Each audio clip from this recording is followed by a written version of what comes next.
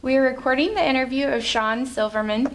This interview is being conducted by Jennifer Seavey from Wright State University's Veterans Voices Project. This interview is being recorded at Hope Hotel in Dayton, Ohio. It is 5:15 p.m. on May 19th, 2017. Okay, Shawn, when and where were you born? I was born in April of 1968 in Washington, D.C. My parents actually lived in Virginia at the time, but I was born in the district there. So. Okay. So who were your parents and what were their occupations? My parents were Helen and Jean Silverman. My mother, her occupation, well, my parents for a long time when I was growing up owned a delicatessen restaurant and a catering service. So that was their primary occupation. But for a while my dad did work for the government. He worked for the United States Geological Survey for a while until they decided to open that up. And my mom was basically did work at school, Memorial School. So that's what she did for a while. But so my dad was also a veteran, if not for a short time. After he graduated from high school, no one would give him a job out of high school because his draft number was due to come up for Korea. So he decided to enlist in the Army instead of so he could choose his job. But as soon as he enlisted in the Army, literally then they signed the armistice right after he enlisted in the Army. And then, so he was in for a very short time, I think just under a couple of years, which he did some easy duty down in Virginia. I think that's why he ended up moving down to Virginia. But after he and my mother got married, when they met, my mom and dad met at Temple University, where my dad grew up in Philadelphia, and he got a job with the Navy Department, I think, in Washington, D.C., and then they moved down to Virginia. That's how we ended up in Virginia. Okay. Do you have any siblings? I do. I have an older brother and a younger sister, so I'm the middle kid. So my brother didn't serve in the United States military, but he did end up serving in the Israeli army for a little while. So he went over to Israel for a couple of years, and while he was there, got drafted into the Israeli army. So he was a medic in the Israeli army for about a year before he ended up coming home from there. So that was his service in the military. So that's probably the extent of my family's service in the military before me was my dad's short stint in the army and my brother's service in the Israeli army for just under a year. Okay, that's neat. What were you doing before you entered the service? I came right from school, so I was after I graduated high school, I went right to Virginia Tech. That's where I went to school, and I was a Reserve Officer Training Corps, ROTC guy, out of Virginia Tech. And then, so once I graduated from Virginia Tech, I had a short stint before I came on active duty. So I graduated in May of 1989 and came on active duty service in October of 1989. So so I was commissioned through the Corps, Corps of Cadets, and the ROTC program out of Virginia Tech. So which branch were you in then? Air Force. Air Force, okay. Yes. What was the training like for you? My Air Force training? Mm-hmm. Oh, my Air Force training. Well, that's always interesting. I always knew that I wanted to fly, but I had never flown an aircraft before. So I was fortunate enough to get what we call a pilot training slot. So out of ROTC, the ROTC program, but I had never flown an aircraft. I had flown in an aircraft as a passenger a couple times before that, but I had never flown an aircraft. So I went to Hondo, Texas, outside of San Antonio, Texas, to do my flight screening program. And that was the first time I had stepped into a cockpit of an aircraft. So it was a little daunting for me because there were people in the program there that had, several hundred hours of flying time before they had, gotten into the flying program, and I was there with none, literally zero. And the only hours that I took to Air Force pilot training were those 16 hours I got down in Texas. And so for me, it was a catch-up game. It really was, because there were a lot of people who had a lot of flying exposure in their pilot training. Some of them who had come from the Air Force Academy, where they have flying programs as a cadet, where you get to fly. Now that I understand now that that's changed, you actually do a lot more flying as a cadet than you would now. But it was fortunate for me. So when I graduated from Virginia Tech in 1989, if you remember your history back then, the Air Force and the military was drawing down. That was the post-Reagan years, first Bush years, and the Air Force was drawing down slots. And so when I graduated, I got to pilot training, they told me, they said, listen, we are drawing down our military numbers, and the Air Force is drawing down its numbers, its strength. So listen, if you don't graduate from pilot training, you're going to go back and be a civilian, because we don't need you in the Air Force if you're not going to be a pilot. And I said, well, that's great. I have zero experience flying, and if I don't graduate from pilot training, the Air Force is not going to retrain me and do something else. They're going to send me home as what they call an inactive reservist. So the writing was on the table there. I really didn't have a choice, and I had graduated with a history degree from Virginia Tech, and so I'm like, well, it was kind of pilot training or bust for me. So.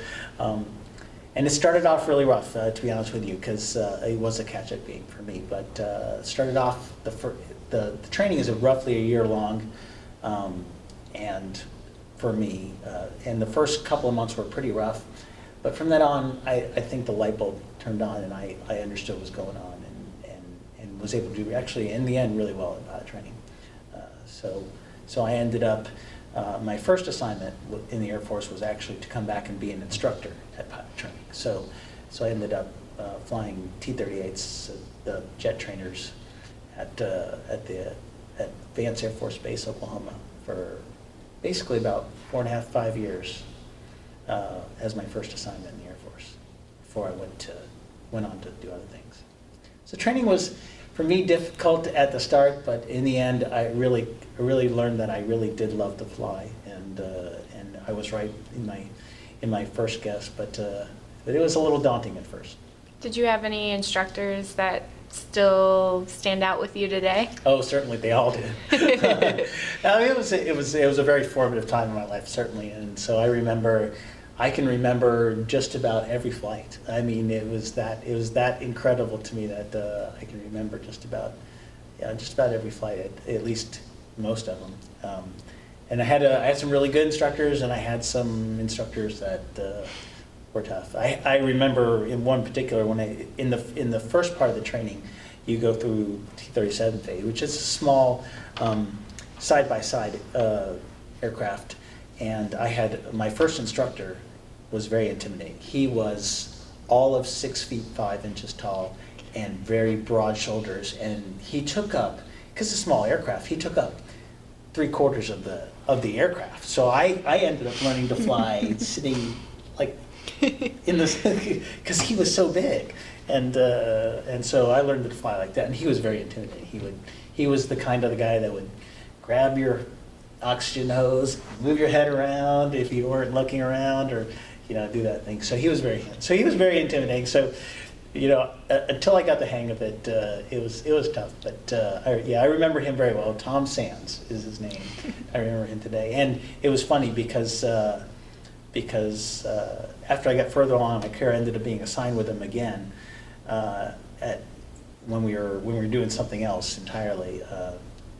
Down in Florida, and it was funny to run into him, 12 years later or whatever it was, and talk to him, and just just average guy, friends in the Air Force. So it was interesting to run into him eventually. But the training was great. The Air Force trains its pilots exceptionally well.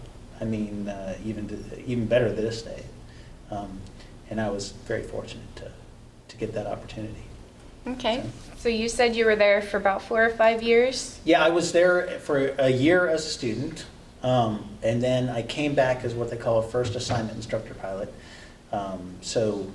And again, you can remember we were starting to draw down the Air Force at that point in time, the military at that point in time, and that was in the the first Bush years, and then the start of the Clinton years, and so there were less aircraft out there to go to. So what they normally do for first assignment instructors is they keep you there for a couple years, and then they send you on to another aircraft, to go out there into the big Air Force, what we call the big Air Force. And the real Air Force, as we like to call it, because it's not the real Air Force in training, it's only the real Air Force when you go out there. So that was a normal case, but what they did for a lot of my compatriots at that point in time is that they kind of kept us there because they didn't really have a place to send us, and they needed us training, and they couldn't stop the people training. So it kind of became a standstill. I ended up being in there 4.5 years doing the same thing, which got a little tiring after a little while, and a great number of my friends stayed there even longer than I did, because I volunteered to go to special operations out of there, which was not the normal path. I got out of there a little early, as we like to say, after 4.5 years. And a couple of my compatriots actually ended up doing their entire commitment to the Air Force after pilot training, which was 9 years at the same place, doing the same thing. So some of them did that. That was a few people, but most people ended up waiting a little while longer, doing 5 or 6 years, and then going on to their next aircraft. But I volunteered to go to special operations out of there, and so I ended up, and not only special operations, but going to helicopters instead. So I flew helicopter. I started flying helicopters in 1994. So 89 to 94, I was at Vance Air Force Base in Oklahoma. So. Okay, so once you started volunteering for that, are you able to share anything about that experience? Yeah, okay. that was unique too. I went from I was flying T-38s at the time, and that's it's a fairly fast aircraft, and it needs to go fast because it doesn't have large wings, so it needs to go fast. So I went from that very fast fixed wing aircraft, as we like to call it, to a very slow helicopter and a rotary wing aircraft, and it was a very interesting transition because not only that, I went to so the Air Force does all its training with the Army down at Fort Rucker, Alabama. That's where they do all their helicopter training. So not only does my first real introduction to the Army, so that was also interesting. It was my first real introduction to Alabama, and I went from flying fixed wing aircraft to flying helicopters, which is totally different, completely different. I mean, flying is flying, and you know the rules of flying, but actually physically moving the sticks and pedals and everything else that you would for a fixed wing aircraft is totally different than for a rotary wing aircraft. So that was a very interesting experience. And that training was my introductory helicopter training at Fort Rucker was about 3 months long. And then I went to Kirtland Air Force Base, New Mexico, to do my special operations helicopter training. And that was a 10-month, 11-month experience too as well. So that was pretty intensive out there in Albuquerque, New Mexico. So I did that for about a year. That whole time frame was a little over a year. And then I went to Korea as my first assignment on in what I call the real Air Force in special operations. So went up to Osan Air Base, Korea. That was my first assignment in the real Air Force in 1995. So the end of 1995. Yeah. So finally about 6 years into my career, I get into what I call the real Air Force. So, but it was great. I loved it right off. I mean, it was great. The other transition that was a little difficult is I went from flying what was basically a single-seat aircraft with a student to flying an aircraft with an entire crew on board. So I'd never worked with enlisted air crew. So that was my first That was my first introduction to that too. So I went from, having to worry about me and maybe another student to having to worry about me, 5 other people on the aircraft, and then a whole bunch of whoever I was carrying in the back of the aircraft. So it was a little bit strange transition as well too. So, and then obviously we, being special operations, we did a whole lot of stuff at night too. So that was another transition too. So I went from mostly day flying to mostly night flying, and so it was for me a whole big transition to my life and my career up to that point in time. So you were in Korea. What was your normal day looking like when you were there? Well, I was in Korea. I ended up being in Korea for just under a year and a half. Well, about a year and a half. It was a 1-year remote assignment, what we call remote assignment, which was, you went over there without your family for a year. At that point in time, I wasn't married, so, but it ended up being I ended up extending for another 6 months over there because the commander there wanted me to extend for a little while. But I loved it over there. I had a great time. I got to fly a lot in Korea, so that was great for me. Just to learn the aircraft, to learn the mission. We weren't.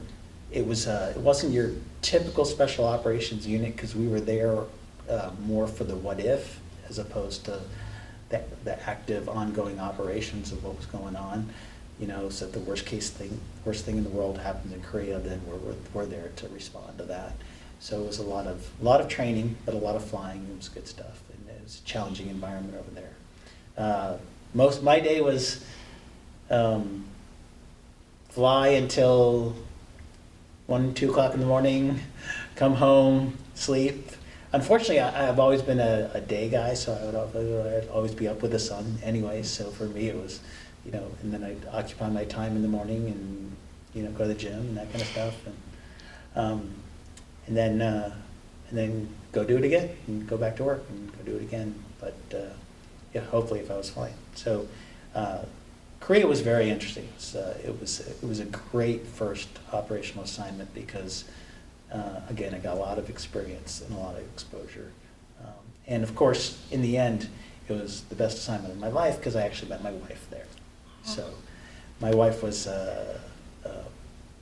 assigned to the hospital there. She's as I like to say, physical terrorist by trade. Physical therapist. She was a physical therapist on the staff there at the medical group in Osan, and we met there. So it was fortunate that I got to extend for another 6 months, and that wasn't really why I extended, but it was a fortunate case. So, and then we ended up leaving Korea just pretty close to the same time.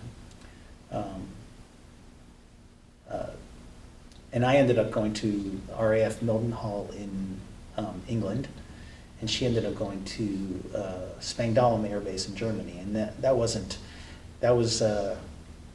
just a fortunate event as well because we had already had those assignments and before we even met, and we didn't know if our relationship was going to continue when we both got assignments, but we were able to be close enough, both being in Europe to continue the relationship, and ended up getting engaged when we were in Europe. So it was great. So yeah, I got assigned to RAF Mildenhall.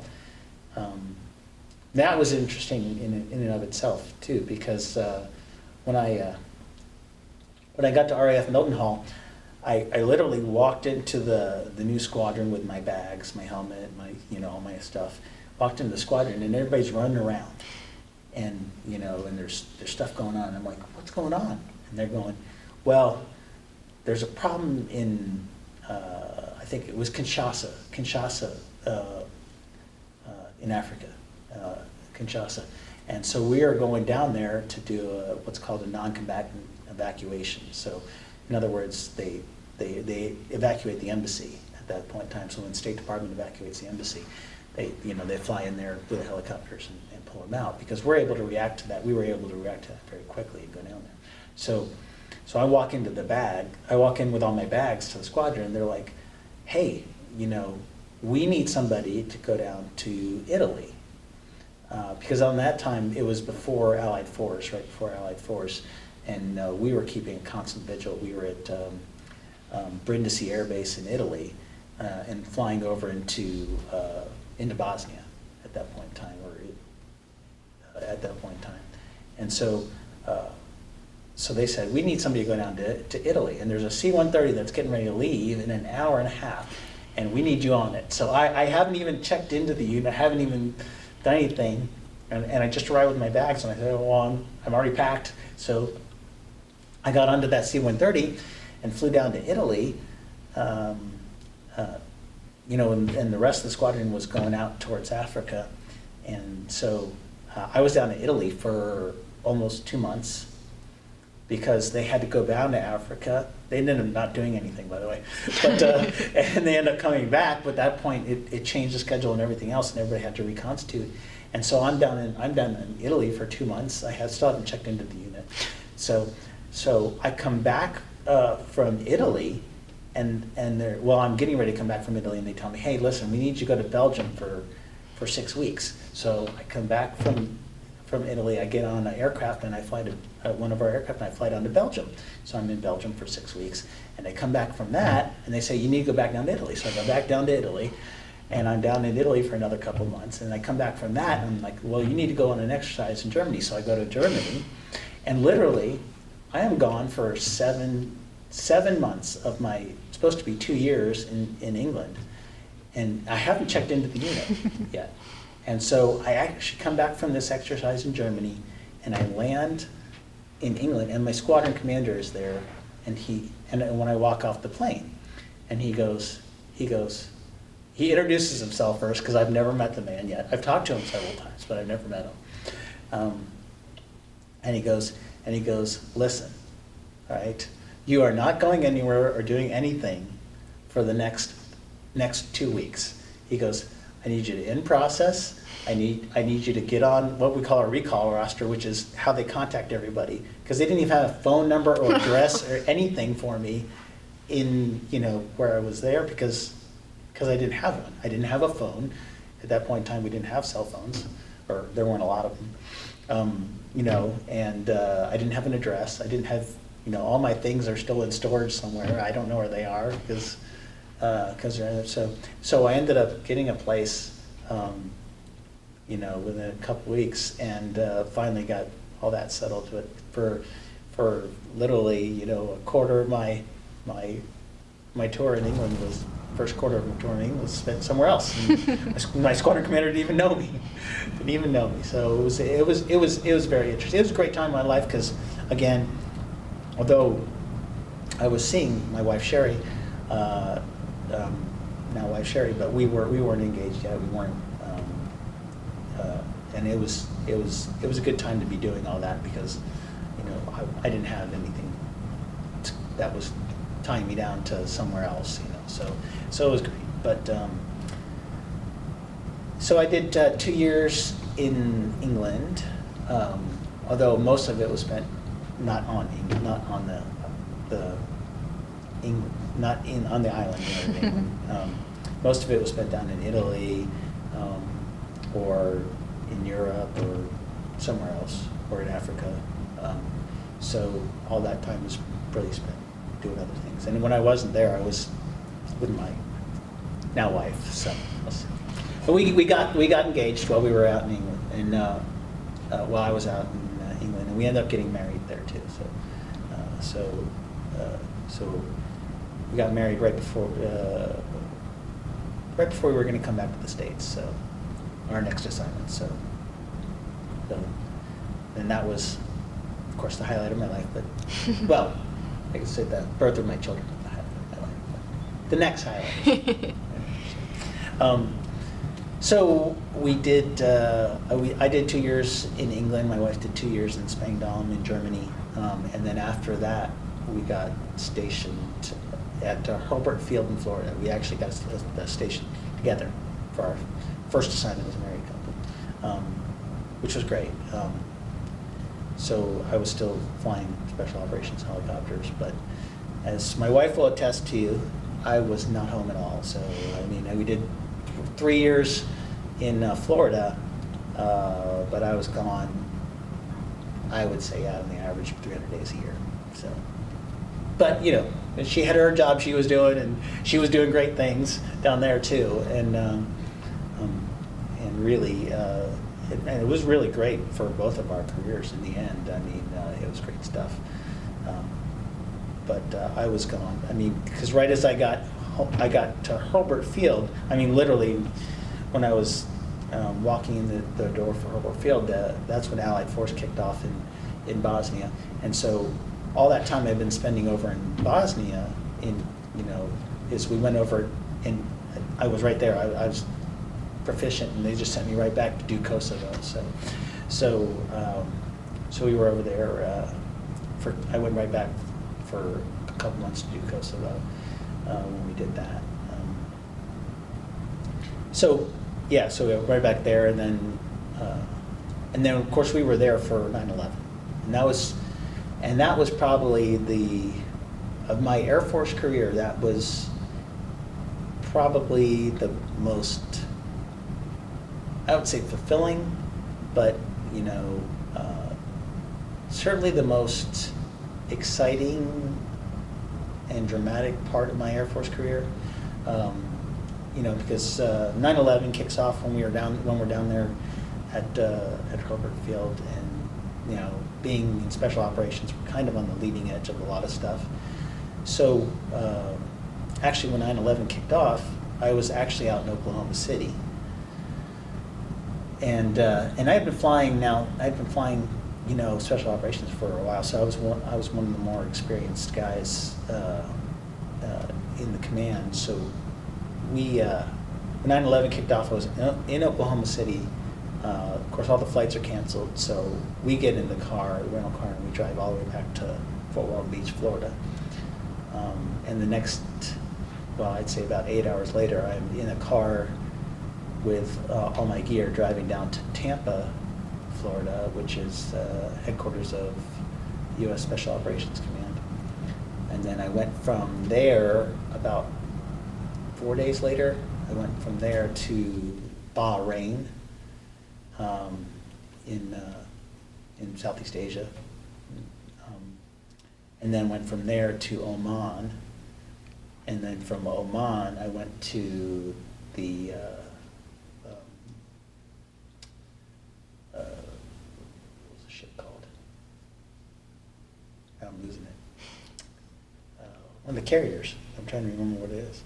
I went to a Navy carrier from there, and then from there to Pakistan. So we were literally some of the first units over there in Afghanistan, and so that was an interesting time. It was as far as my Air Force career goes, and there's actually a book about this stuff, but we were there in the formative days of Afghanistan for the U.S. involvement in Afghanistan. So, I don't know how much is truly classified or not classified at this point in time. But there's a book about some of this stuff out there.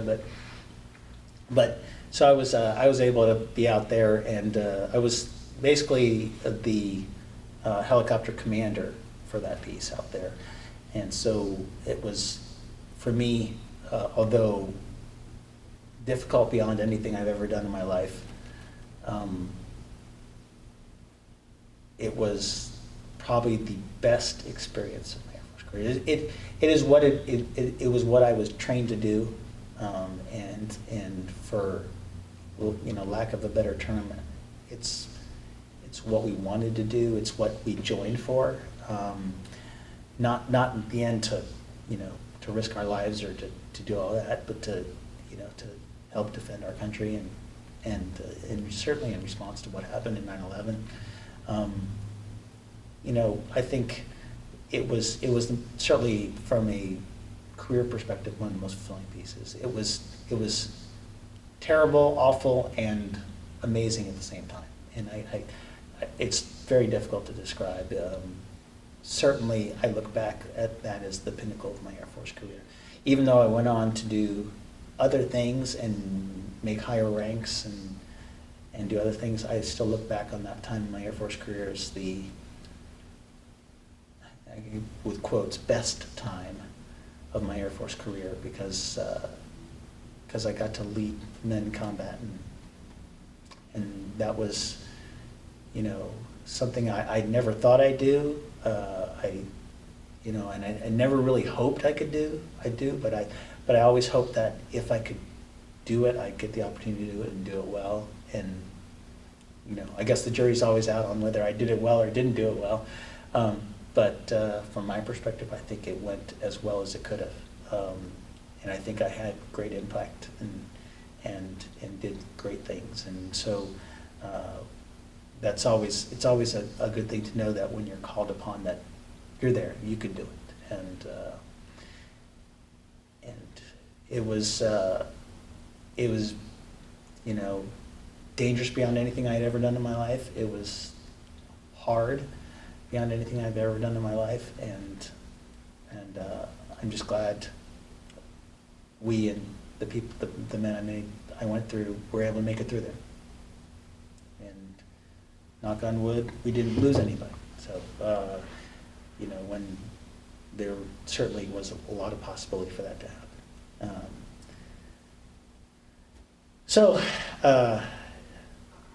Yeah, that was the best and worst time of my Air Force career. I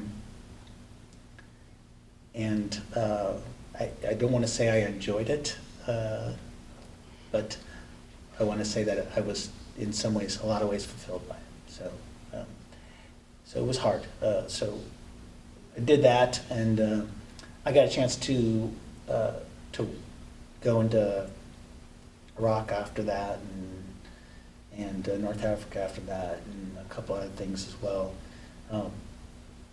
But you know, that was certainly not at the same point, not where I was, because it was a combination of where I was in terms of rank and experience in the Air Force career. You know, after that, I started getting more senior and less directly involved, and so it was a chance. It was the mid-level point where I was in charge and involved, but not too senior to be disassociated with it. So it was a good opportunity, and I'm glad I was able to be there for them more than anything else.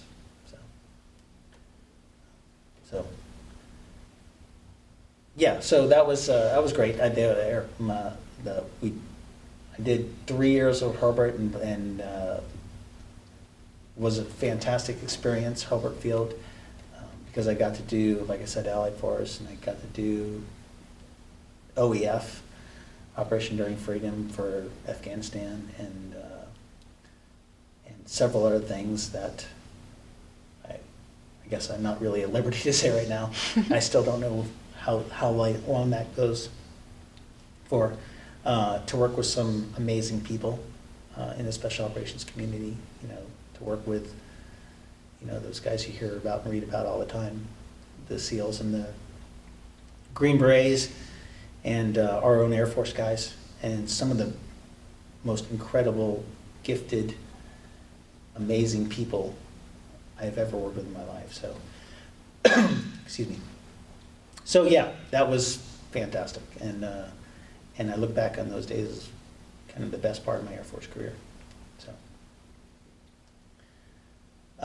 I'm not sure my wife thinks the same thing, because I was gone all the time, but she had a great time. I was saying had a great time, but did some fantastic things there as well. After that, we went to, we were fortunate as well to get assigned to, I guess you could call it fortunate, but we went to the Pentagon together.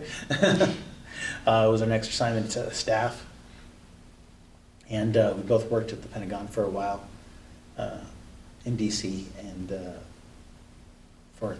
basically for 3 years. Actually, for 2 years for her, and so we got stationed up there, and as a matter of fact, quick snip, when we first got stationed there, we had been there for, I don't know, about 4 or 5 months in DC, And it was great. I was home every day, we were there together. And I came home from work one day and my wife goes, you need to go somewhere. You need to go somewhere. You need to go deploy. And I'm like, what are you talking about? I'm finally home, I've been home for like 4 or 5 months, it's great. And she goes, this marriage is not gonna survive you being home for so long, all the time. And I'm like, what are you talking about? This is fantastic. She goes, no, you need to go do something. And so I did end up getting a deployment. I went to North Africa for a little while. To Djibouti, but my wife got pregnant right before I left. So I was gone for 4.5, 5 months or so, and so I went home to my wife and came back to my larger wife. So I was like, wow, this is amazing. So yeah, so it was great. I mean, other than being separated. She goes, I was glad you were gone for that for 4 months. So, so my son was born shortly after I got back from that. So it was an interesting deployment, of course, but I was anxious to get home. So my son was born shortly afterwards, so which was fantastic. Then after that, it was one of the first separation we had in our careers. So my wife went to school down at Maxwell Air Force Base in Alabama, and I ended up staying in DC for a year. And then following that, she went to Dover Air Force Base, Delaware, and I went to Andrews Air Force Base, right across the street. And so we were separated for that time as well. I would go home on the weekends and come back, and when my son was really young. So, and then right before she left Dover, my daughter was born. And that was my first assignment at Andrews Air Force Base. And when I went to Andrews, I ended up flying old Vietnam era Hueys out of Andrews Air Force Base, and that was my first time. That's where I got to do my squadron command at Andrews Air Force Base. That was my first command at Andrews Air Force Base, flying Hueys around Washington D.C., which is always interesting. That never gets old, flying around Washington D.C. It's interesting flying. And it was great to actually get back to flying those aircraft because it's all, I call it old school stick and rudder flying. There's no computers to help you out. There's no, it's flying by the seat of your pants quite literally in a lot of situations. So it was great. It was good to go back and flying this. It's a simple aircraft and easy to fly, and it was fun. So I got to do my squadron command there. It was great too as well. I got to run the airfield at Andrews. That was an interesting command because, the president flies out of Andrews. Other presidents come into Andrews, kings, popes, you name it, come in and out of Andrews Air Force Base, and I got to command the airfield there. So all those people were landing and taking off on my runways, and so it was that was a high stress job. I got to tell you, it was because it was every reason to do well and no excuse to fail. So because bad things happen. So it was great. I really enjoyed that. Other than the separation from my family, so it is what it is. It's part of the life that we choose. So that was my first assignment at Andrews, and then my wife and I. From there, we were lucky. We got to go to school together in Alabama. So she went back to Alabama and I went as well. We got to go to school there for a year, which was great to be back with my family. In an environment where I could spend some time, because my daughter was born right before we went down to Alabama. So. What type of school training? It was Air War College, so it was for senior Air Force officers. So I was a lieutenant colonel at that point in time. And we went down to Maxwell Air Force Base, and then after that, we enjoyed that time down at school because we were spending a lot of time with the family, and that was good. So we went from there. We went.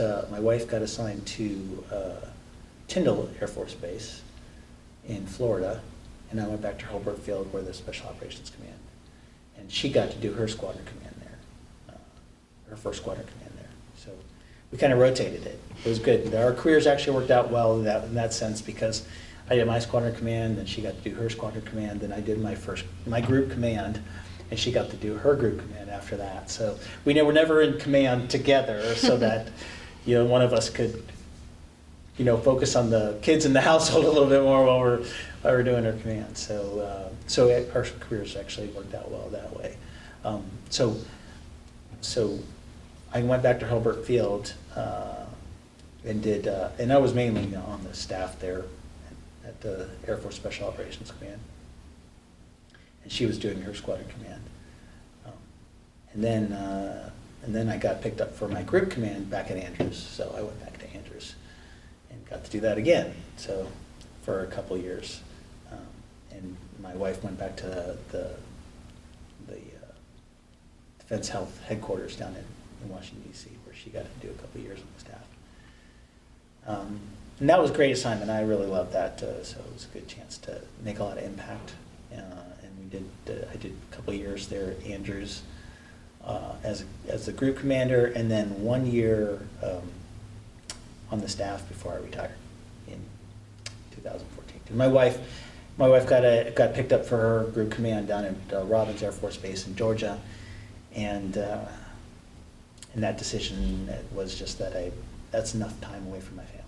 I think I had 25 years of service in at that point in time, and another couple years where it wasn't worth the impact to my family. So, especially because my wife was going to be in command, she's going to have a lot of demands on her time, and I didn't want the family to be separated anymore. So that was my choice to retire. And everybody asks, do you know when it was time to retire? And I say, yeah, I knew definitely. So, and I don't have any regrets, none whatsoever. So, it was time to retire, and it was time to focus on my family and my kids, which was great.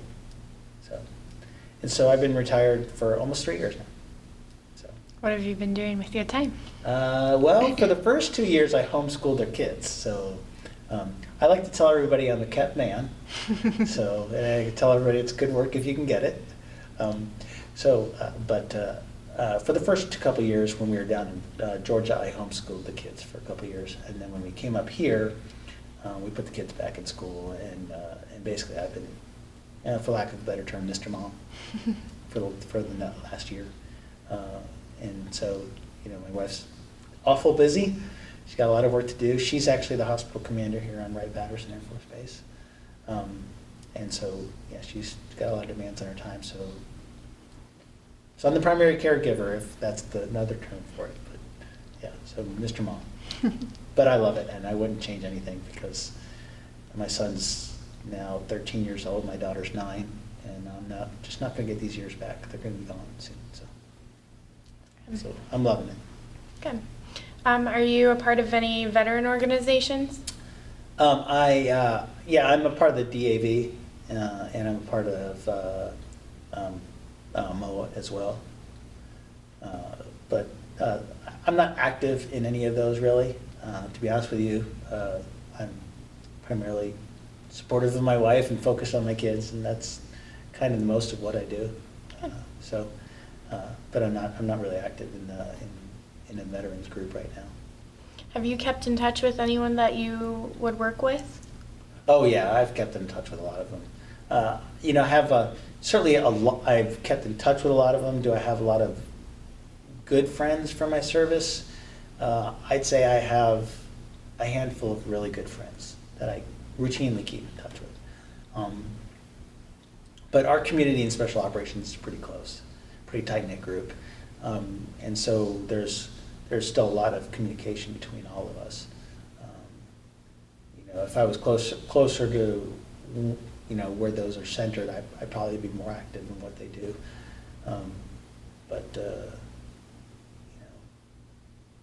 But I don't, like I said, I don't actively, and I don't work in that environment still. A lot of people get out and they work in that environment still as civilians, but I don't do that. So I keep in touch with a lot of them, but I have a handful that are close friends still. So we're going to start winding down here. Okay.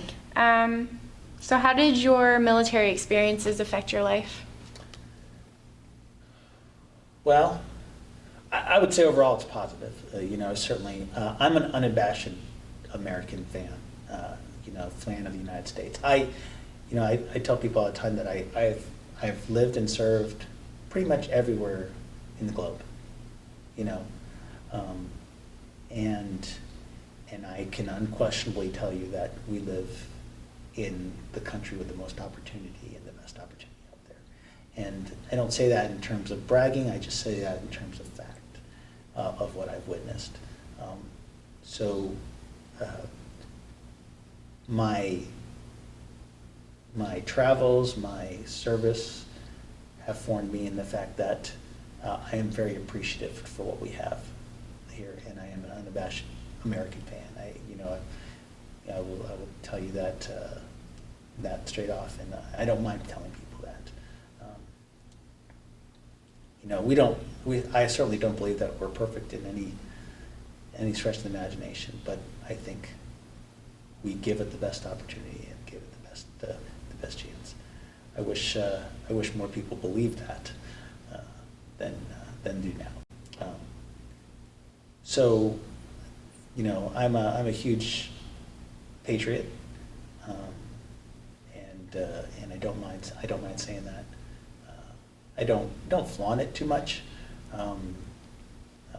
but I don't shy away from it either. So it's been a huge influence in my life, and I try to help my kids understand that. I'm very proud of my wife for her continued service. I don't expect my kids. I don't demand that my kids serve. I would like to see them do something, but in the end, that's their choice. Okay. What message would you like to leave for future generations who will watch this interview? The freedoms and opportunities you have here aren't free. I know that's an overused saying, but somebody's got to sacrifice for future and for opportunity. And bad people exist out there in the world. And I truly believe that 98% of the people you meet out there are great people, just like you and me, and they want a good life. 2% of the people in the world are bad. And they don't have the reasoning and the logic and the ability to understand. And we need to be defended against those people and the influence they have over you. So freedom doesn't come free, and I know that's overused, but you have to be willing to sacrifice for what you have. Is there anything else you'd like to add that we haven't discussed? No, I just, what I would say in closing is that I was really, over 25 years of service, honored to serve with a whole bunch of just outstanding people. And again, there's a portion of the population, and the United States military is a representative sample of the United States. I mean, there are good people in the United States military, and there's bad people in the United States military. But I have been honored and blessed to serve with a whole bunch of people, and both military and civilian alike. There's a whole bunch of people that work in the military that don't wear a uniform, and they are just as big a patriots as I am. And I've been honored and blessed to serve with a whole bunch of those people. And I just thank them for doing what they do on a regular basis and what they continue to do. And what still amazes me is how many people we still have that volunteer to serve in the United States military after being at war for my entire Air Force career, and longer. And I'm very appreciative that they come in and defend my freedom and my children's freedom. And I just hope that we continue to support them as I've been supported by the population. And unfortunately, my father-in-law was not as supported when he came back from Vietnam. So I hope that support continues for the future. Okay. Well, that concludes our interview, and thank you for your service. Thank you, Jennifer. Appreciate it.